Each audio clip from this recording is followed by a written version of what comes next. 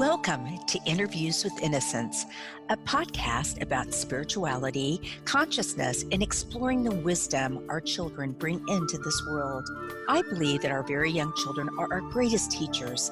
After all, they're the masters of living in the present moment, bubbling in unconditional love, enjoying the messiness of life, and curious about the universe in all its dimensions. The pure essence that young children exhibit lives within all of us. My hope is that these interviews will help us discover, embrace, and connect with the sacred core of childhood that resides within each of our hearts. I am your host, Marla Hughes. Today, I am so excited to have Summer Serpe on the program. Summer was born in the U.S. but grew up overseas as the daughter of two international school educators. After returning to the U.S., she trained as an artist and a teacher, earning her BFA degree at Parsons School of Design and her master's in Waldorf Early Childhood Education at Sunbridge College. She taught nursery and kindergarten at the great Barrington Rudolf Steiner School for 15 years before leading the parent-child program there. In 2020, she started her own program, mentoring parents and teaching outdoor parent-child classes on the campuses of Hawthorne Valley School and the Berkshire Waldorf School. There is more, but I will let you go into the show notes and read more of her bio so we don't spend too much time going over that. I'm really excited to have Summer on the program. My kids went to Waldorf. I've studied Rudolf Steiner a lot, and I'm a big fan of the philosophy. So welcome to the program, Summer. Thank you, Marla. It's nice to be here. Yeah, it's so nice to have you. So why don't, for those of my listeners who really don't know what the philosophy of the Waldorf School is, or Rudolf Steiner, can you just explain that and how you got interested in that? Well, yeah, it's hard to put it in just a little nutshell, but I'll do my best. Because it's kind of like an onion. Once you start to learn a little bit more becomes apparent and you peel back all the layers. But really, Waldorf education is really a holistic approach to educating the human being. So we're taking really into consideration that each person actually arrives on this earth with a journey, a task. Some people call it destiny, some people call it karma, and that that children are not empty slates that need filling, really. And they're coming to this earth with a task, and they need to have an education that helps them experience the world and learn about themselves and their community and the world at large through all the modalities. So that would be through their head, through their heart, and through their body. And then through this process, and there's a carefully constructed curriculum that really takes into consideration all the developmental periods that a child goes through from birth to 21.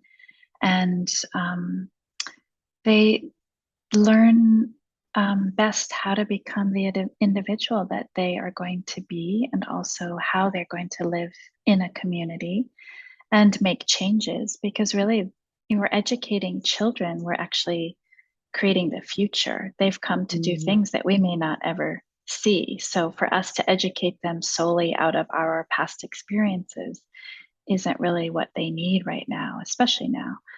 And so that they can really go forth into the world freely, carry out their individual destiny. And I remember people used to say, who were a little skeptical about my own children's education in the Waldorf schooling, is that, well, how are they going to learn how to live in the real world? Because we've carefully protected their childhood, and they have a different way of learning. And they become so curious with the world, and the actual learning is really joyful for them. And I really thought about this, and I thought, well, the real world as we see it now is really not what it's going to be when they become adults and need to go out in the world. And I'd rather educate them in a way that allows them to express their own inner freedom, but also make changes in the world that we really want to see. Because we're all in an evolution process. This isn't stagnant. So, so really just in a nutshell, from birth to 7, children really learn by doing. And so this is, the body, and we really work in the early childhood realm carefully with children, especially by being the best human beings that we can be as teachers, so that we can model, ways of being, and also just be worthy of their imitation. And then from 7 to 14, children are really learning by feeling, and there's so much artistic and storytelling activities, and they create their own. They're not learning from a textbook per se, but they create their own books that they're, expressing what they're learning. Lots of music, lots of kinesthetic ways of learning mathematics and science. It's just really alive. It's not a dead-end philosophy. It's really alive. And it really is all about who these children are before us. I think Steiner said, I don't know the exact quote, but there is really no book where you can learn to be a teacher. The book is the children themselves. So you allow it to unfold based on who is before you. It's going to be different than it was last year, and the way it is next year. These children, who they are, is how you need to be. And then from 14 to 21, really through the thinking. And it doesn't mean that children aren't, moving their bodies, feeling and thinking in all of these developmental periods. It's just that there's a real concentration and a real it's an awakening, and they go through thresholds of behavior changes and really consciousness changes between these periods that sometimes are like mini crises that we see, and that how we hold them and care for them. And it's all done in community. So we see the children for their individuality and what they need, but we also are really careful to make sure that they find harmony within themselves, but also within the world at large and their next door neighbors in their classroom, and that they move and work together in this way. And I think, was it Yeats who said that education is not the filling of a pail, but the igniting of a fire. And so you're really igniting that spark within each human being. Oh, I love that. Yeah. Yeah, Waldorf has, it is so very true that people are, they easily begin asking, well, I heard your kids weren't going to read until they were in, 3rd grade. And what about the test scores? How do you know where they are? I remember one friend of mine said that to me. And I found it so sad, because I just remember the Waldorf classroom when, I first took them, and it was even before 1st grade, filled with, well, you tell us what a Waldorf classroom is like for the littlest of the littlest, the before. Yeah, I think we called it pre-K. I don't know, what did we call it? 3-day? I think that some are pre-K, some call it nursery. Yeah, there's mixed age kindergarten. Some kindergartens are from 3 to 6-year-olds all together. That's very much a family atmosphere. I actually have some students in my training that have classrooms with 1 to 7-year-olds. So that's like that's a family. It's so beautiful. It's just segue really quickly. It's what was the movie? I don't know if it was produced by somebody involved with Waldorf, but they weren't. They should have been involved with Waldorf. But it was the little ones working with elders. I mean, people that were in home and really sharing and talking and not just going in to do a project. But I found that so beautiful. So just walk us through. I have a lot of questions, but what the classroom is like for the little ones. Well, for an early childhood classroom, and I think that's probably what strikes the parents first when they come in, but is by no means the end all be all of how it is. They are usually very beautiful, and it's very important that the children are surrounded by an environment that's really well thought out, has a soul quality, a living, breathing quality, all natural toys, very cozy, home-like. And there's so many different manifestations of this. There's no, wrong way. I've been mentoring teachers for so many years, and I love going into their classrooms and seeing how they put it together. It's very much of an art form, I feel like. Yes. The teachers do a lot of handwork and create things for their classroom, whether it's knitting the placemats, or felting a wall mural, or crocheting a water bottle holder that they would hold when they go to take a nap in the winter.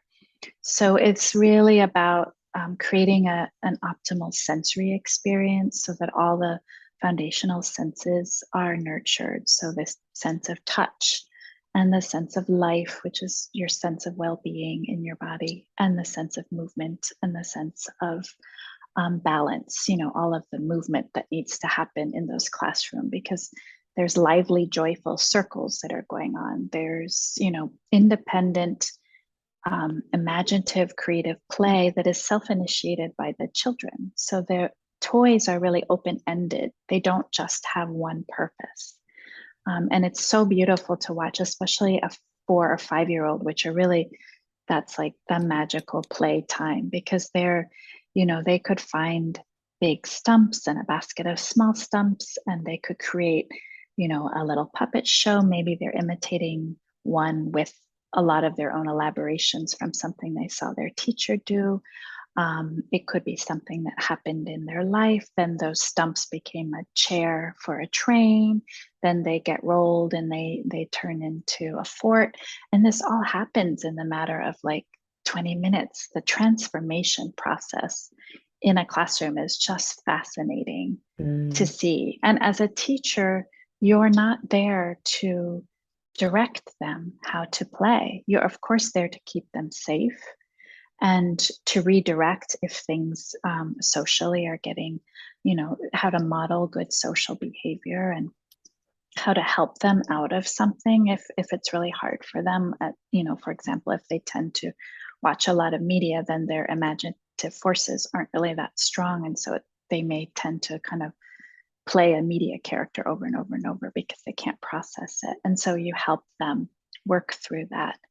But the creativity of having toys that are open-ended, and it's like the world is their oyster.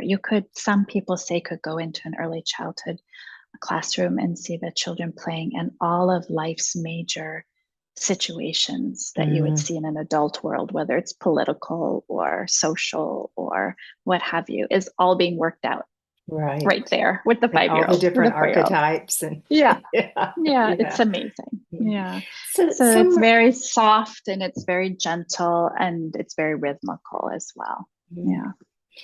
What would you suggest to parents or caregivers that are listening and thinking? I mean, in my own mind and heart, it's like, who wouldn't want this sort of a thing for their child? But everyone feels differently about things. But for those of you, those of them that are interested in creating something like this in a busy home with siblings, probably, what are the little tidbits you can give to them to help this creativity and softness and all the things that you're talking about? Well, I think one of the most important things, and when I'm working also with parents with infants, I'm also working on this self-initiated play, which really generally comes from the ability to have opportunities for free movement. We tend in our world to constrict children so much with, putting them in places and carrying them places and strapping them into things. But for them to have freedom of movement allows this self-initiated play to come, and this exploration, which they need to have. And of course, in a safe environment. And what allows children to have this independence, this curiosity, and this kind of the real curiosity, ability to go forth and try things on their own, is to have this healthy attachment from the very beginning with their caregivers. And that comes about with our very conscious and respectful care of the child, of the baby, of the toddler, of the preschooler, that when we are doing things with them and are in the very beginning, when you first have your baby and your toddler, it feels like, oh my gosh, all I'm ever doing is diapering and washing and feeding and diapering and washing and feeding over and over. But those are not things that you just get through to get to the other moments. Those are the moments, and the older the child is, we talk about transition moments and how those are very wrought with feelings and tantrums, and children have a hard time moving from one to another activity. Those transition moments are the moments. When we created our classrooms, the transitions are as big as anything else. So the song that helps to guide them to the next thing, or the soft and gentle touch that we have and our eyes looking straight at them while we're putting on the boots or while we're putting on the hat. It's gentle, it's not rushed. We're not getting it done just to move on to the next thing, to go to the shopping or to the park or whatever. Those moments are so important.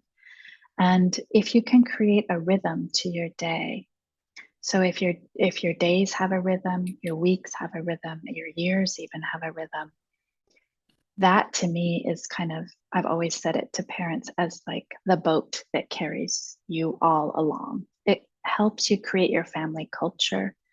It helps the children know what comes next without over intellectualization about explaining. They just feel it in their body what's next because it's the same every day. And it helps them to feel safe because they know what's happening, and there's less likely to be temper tantrums. There's less likely to be need for real discipline because they know what they're doing and they move freely through it. Of course, you're going to have moments where it all falls apart, even in the best scenarios. But that rhythmical lifestyle is also helpful for parents, for adults. Like, we don't have enough of that in our life. Rhythm, ritual, lighting a candle for dinner, making sure that we're all sitting down, singing a special song. All of these things are so simple to execute, but the children feel them so deeply. And if we can really set ourselves and realize that children live in the present, and all of our future thinking and our worries about the past don't help them. They just are here now, just like those care moments. If we're here now, then they feel free to go off and play on their own. We don't have to entertain them. They're like, okay, my needs have been met. My mommy loves me. My daddy loves me. My grandma loves me. I can go do this thing now. It's not conscious, but they feel it. Right. It's like they're carrying you with them like a little warm blanket, and they can go do what they need to do. Yeah. I remember when one of my sons was 9 years old, and I was reading about 9-year-olds. I love those little books. And I would say he was shy, and and it said it was such a wonderful time to get a pet. And so we went out and we got a puppy, and like this Dakota and Matt, they ended up, I'm like, get teary. They ended up like having their own language, It was it was such the perfect thing for him to feel safe and that he had a friend. And I remember someone saying once, a 9-year-old kind of shows you what you can look forward to as an adolescent. I don't know if that's true or not, but yeah, they go through such deep turmoils at that time, but they have at that to. age. But it was just so helpful for him. So, Summer, what about kids? I know this was always something at our school. Well, when we were there, it only went until 8th grade. Mm-hmm. And so most of the children would then, and even after it, they expanded it to high school. Many kids end up going those later years going to public school, so this is kind of twofold. First of all, when they're young, and they're immersed in the Waldorf school, but also they have, they live in a neighborhood where most kids don't go to school there. How does one handle trying to creating this atmosphere in the home, but then them going out and playing at mom's best friend's house and her child who's on video games, who's on, has little play guns and all of those sort of things? Yeah. It's so hard. It's I so hard to know. protect our children's childhood in this world. And I really think you have to, as a Waldorf teacher, it was easy for me to step into the idealism of it all and trying to make sure it was Yes. perfect all the Me time. too. Me too. My husband was very good at reminding me that it's not going to be that way, because you have to make nice with other friends too. Right. We would send them off to their grandmothers, and their cousins would be there. And of course, life was completely different. In the beginning, I tried to control that and try to make it a certain way and ask them not to do this. But then I thought, this is their house. I really can't do that. I can say at our house, this is what we do. And children will come home and like, why don't they get to do that? Why does she always get a play date after school and I don't? And I was like, because I really want to see you after school. I want your sister and you to enjoy each other's company. I want to have our special time together. You've been together all day at school. You don't need a play date too. Maybe on the weekend we can. But I feel like I would definitely have been a little less controlling if I had to do it over again. But I do feel like the birth to 7 years, that did require a protection. And you have a lot of control in those early years. You do. Or at least we did. Do. We just kind of like hung three little kids, just kind of hung out together. Yeah, you do. And there's such a difference, because I feel like when you talk about creating your family culture, I think, I've heard a colleague once said it's like a clay pot, and you have these loving boundaries that you make. And these are the parameters that you set up as a family. Right. And they don't cross those boundaries, but everything inside that pot is freedom of, any kind of freedom of speech or freedom of creativity, or they can figure it out as they like. But there's freedom within those boundaries. Right. And the children feel held. And the children that test boundaries often are the ones whose boundaries kind of don't stay firm. Exactly. And in our world, I really feel like that's common. Like those boundaries don't stay firm, but then because we get upset because they're testing them, that there's no freedom within. It's like an inverted pot, really. Yeah. But then as the children get older, you do have to expand that pot and the boundaries have to move out. But it's not like you all of a sudden drop them completely. They have to just gradually expand to fit the growing development of your child, of where they are. And you hope that those years that you can control and hold sacred, that you have given them enough sense of self and of family values, that when they do go forth into the world, even at 9, 12, 14, whatever, that they will resonate with that, and that will be with them always. Of course, they're going to test the boundaries. Of course, they may go through down a few struggling paths, but your hope is that they will come back if you were able to give that in a way that's free, that they also feel like they can come and talk to you anytime. You want to leave that space open, that they can feel confident that if things in another person's house feel so different and foreign, like, let's talk about that. What is that? Why is that? And this is why we do it like that here.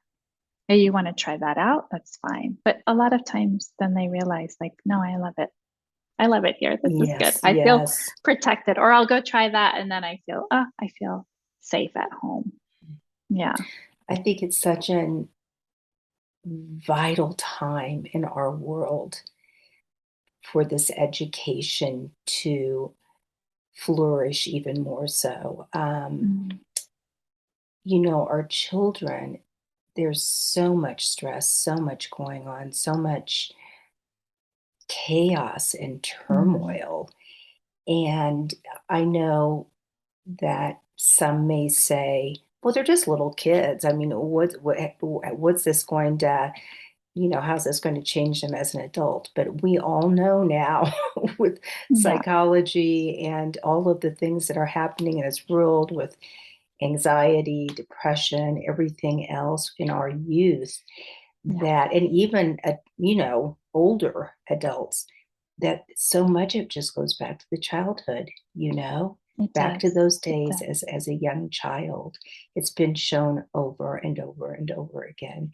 And that's why this is just so incredibly important. Do you feel that kids are different these days? Because, and I don't really mean from a point of being more literate in computers and this and that, but I've interviewed a few experts in like children who've had NDE, near death experiences, and how they've come back and told these beautiful, told about these beautiful experiences they've had. But not only that, that some have seen, not just children, but adults too, that so many children are just kind of like pouring into the world right now, that are the change makers, that are the Hmm. kids that are really concerned about climate. Sometimes it's almost too heavy for them because they are so Yeah. concerned about all the things that are going on in this world. In your experience, have you felt that there's a kind of a transformation going on with these children that are coming in? Yeah, I think, I would think it's a couple of things going on. One is that these children are coming in with maybe, if you think of reincarnation or you think Hmm. of a We different way of believe in all looking. this on this show, so. Oh, good. If you think of it in that way, they're maybe coming in with their group soul, and this is the task that I'm here for, or I didn't finish the task in my last life and I have to finish it now. Right. And maybe a whole bunch of children are coming in to do it together, and we don't know what that is, which is kind of beautiful in a way. And coming Um, in at this specific time at this specific when time, all or everything is. maybe there was some particular event that had them all leave last time at the same Yes. time too, and that they have to come back.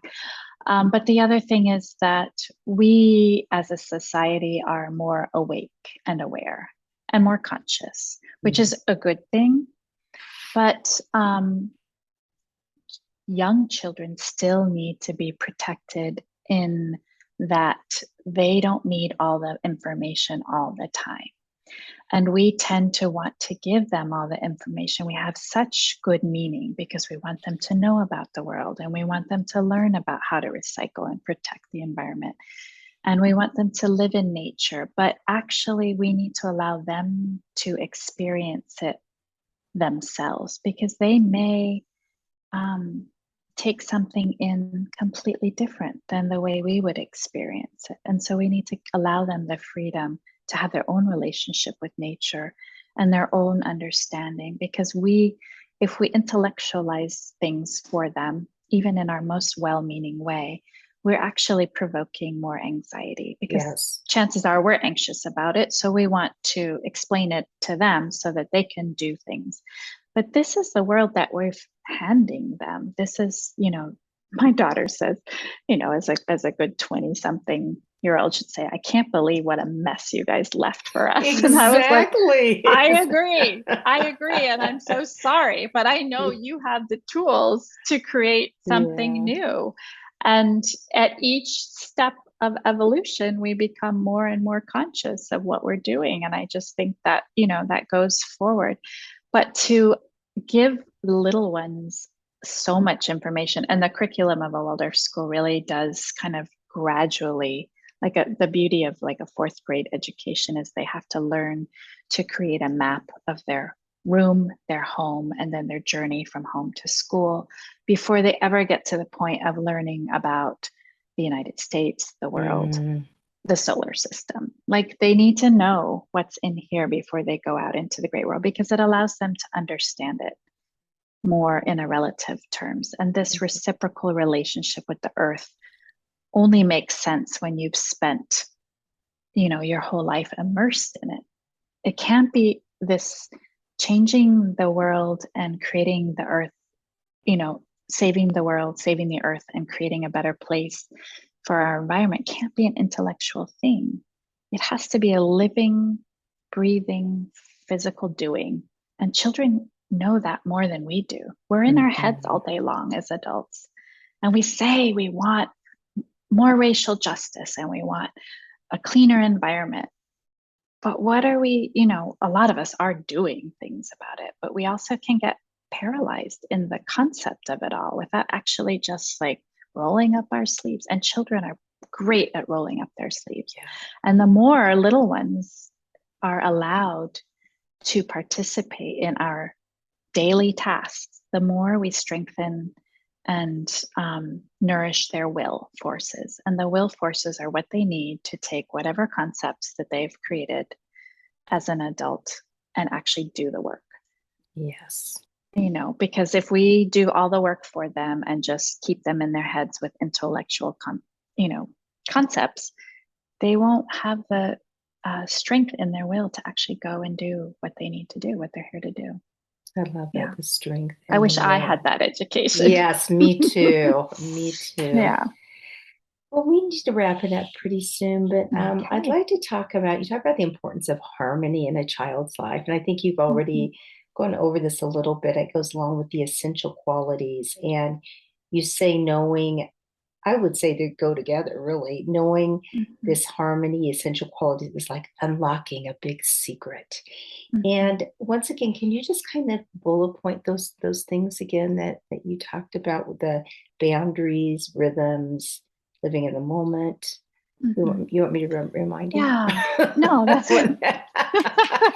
That's always like the pinnacle of what I'm bringing to the parents every day. Yeah. Right. And they love talking about it. And of course, sometimes it feels conceptual and it's hard to understand until you actually live it with a young child of how sometimes parents will come to me and just said, oh, I kept telling my child that this is what we need to do and she wouldn't understand it. But then I just stopped talking about it and started doing it myself. And now she does it with me. I was like, yes.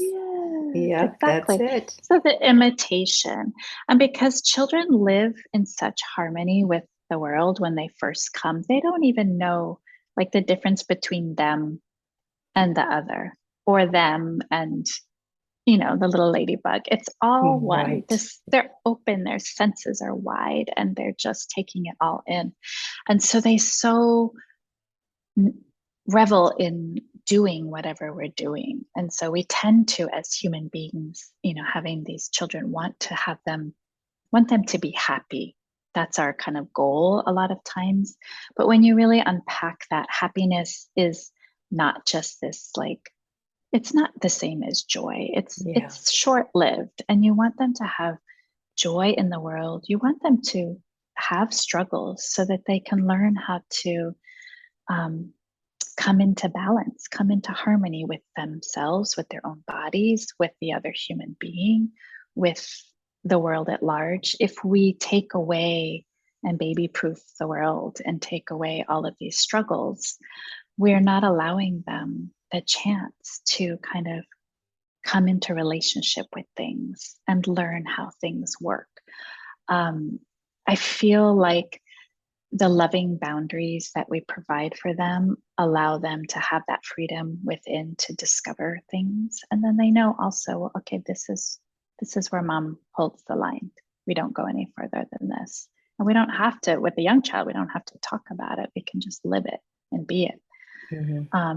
And I think we want them to be happy. So we, just from a standpoint of maybe a new mom, just trying to survive with a new baby or a toddler, and you're exhausted and you've had no sleep and you probably haven't had enough to eat because you're busy running around.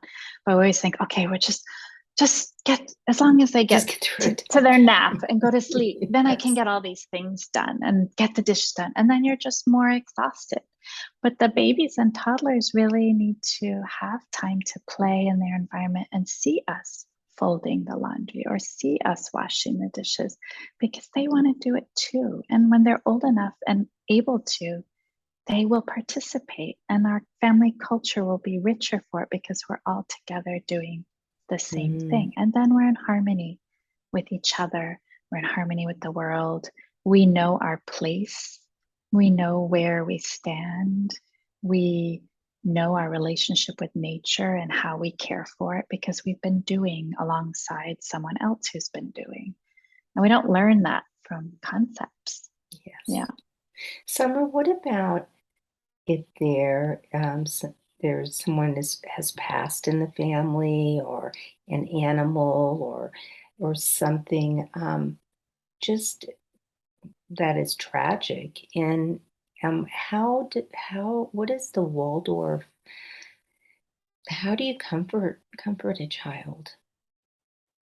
Yeah, I think in a Waldorf way, what's really lovely, at least I don't know if you would call it Waldorf, but as a Waldorf teacher doing a lot of self-development and inner work like we all do, I've come to this realization that, just like what we were talking about before, little children learn by doing. And so to allow them, I did have a parent who, because I also mentor parents one-on-one, who came to me and said, I have this friend who's dying and she's a big part of my child's life and I don't know what to do. How do I talk about it to prepare him? And he was only 3. And I said, I don't think any talking about it is necessarily going to prepare him. He may not understand it, but whether it's a grandparent or, a tragic death of a friend or even a pet, having a ritual that you could do together. Yes. That allows them to physically be part of some kind of ceremony. It may mean, this parent, we talked about creating a little altar in their garden. And whenever they found something in the yard that reminded them of a friend, they would put it in this special place, or give it some wishes, or, all these things that you can actually do that are a celebration of that person, a celebration of their life. It's very healing for us too, if we can do it in that way with our children. And then the other thing I would say, which is a very rich part of Waldorf education, is creating stories. And so you create beautiful stories. Maybe they're surrounded by or inspired by the memories of that person. Or maybe you know something about their childhood and you create stories around there that you can tell at bedtime, that you can tell that your child, as they get older, might help create more stories around it. And that person or that dog or that grandparent gets to be the main character. It allows that living memory to continue.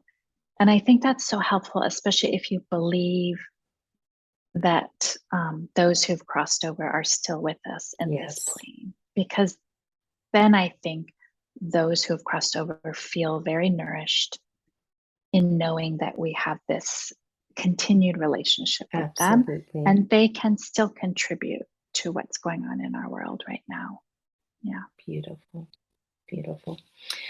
Well, Summer, we need to wrap it up. Is there anything that you would like to say that I didn't ask you, or any little words of wisdom? No, I just feel that parents today need more support than ever before. Yes. We don't have the bigger family holding us, and we're not always close to living close quarters to people who can be supportive. So any way that we can build community for them is going to help children grow into the best that they can be, and allow the parents to be living their life with their children in joy. And I think by being present for someone who is an empty nester now and thinks, oh my goodness, if I could have only been a little bit more present in those moments, it wouldn't have gone so quickly. But it's fleeting and it goes by quickly. And you want to hold them as long as you can and be present and not be in a hurry to make them do things or be things that they're not ready to be or do. So true. Yeah. Well, thank you so much. And if people want to reach out to you, if you wouldn't mind if they did, No, or not at find all. you, how would they do that? They can go to my website, harmoniouschild.com. Okay. There is a newsletter there where I send out I try and send out weekly parent inspirations. Wonderful. And so if they wanted to sign up for that, they can. And then they can also find my email there if they want to, summerserpe@gmail. Then they can just reach out if they have any questions. Great. Yeah. Well, thank you so much. This was Thank you, so Marla. enlightening and just brings back so many memories for me. Beautiful, beautiful Mm-hmm. memories. I still have Waldorf dolls and all kinds of. I have all the books they've made. It's just great stuff. Treasures. Yeah. Treasures. Well, thank you, and you have a great rest of the day. Thank you, Marla. You You're as well. welcome.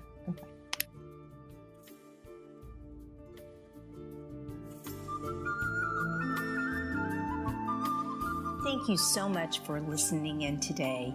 If you want to learn more about the show, you can find us at interviewswithinnocence.com and on Facebook or Instagram at Interviews with Innocence. Please write me a message, tell me what you liked, and let me know what else you would like to hear. I would love to hear from you.